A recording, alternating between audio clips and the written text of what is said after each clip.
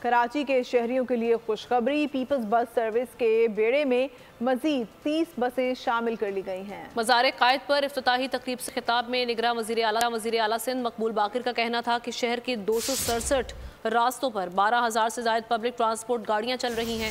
Mega city کے لیے کم از کم 15,000 جدید بسیں ہونی چاہیے۔ تقریب سے خطاب میں مرتضی وہاب کا کہنا تھا کہ شہر میں 50 الیکٹرک بسیں بھی آپریشنل کی جائیں گی۔ پیپلز پارٹی نے کراچی کے شہریوں سے ایک اور وعدہ پورا کر دیا ہے کہ کراچی کو مزید 30 ہائیبرڈ اور 50 الیکٹرک بسز مل رہی ہیں۔ کراچی میں جو ٹرانسپورٹ کا مسئلہ ہے وہ سب پہ آیا ہے، سب اس کو سفر کر رہے ہیں۔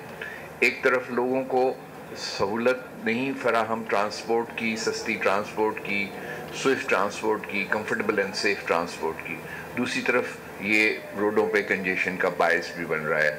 تعداد بسوں کی، موٹر سائیکلوں کی دن بدن بڑھ رہی ہے۔ آج مجھے انتہائی خوشی ہو رہی ہے کہ وہ پیپلز بس سروس کا منصوبہ جو پچھلی حکومت نے سٹارٹ کیا تھا وہ منصوبہ اسی طریقے سے رواں دواں ہے۔ وہ بسیں جو 250 شروع میں ہم نے سٹارٹ کی تھیں، اس کے اندر مزید 50 الیکٹرک بسز کا اضافہ ہو رہا ہے، 30 اور یہ ہائیبرڈ بسز کا اضافہ ہو رہا ہے۔ سبسکرائب کریں اور بیل دبائیں تاکہ کوئی خبر رہ نہ جائے۔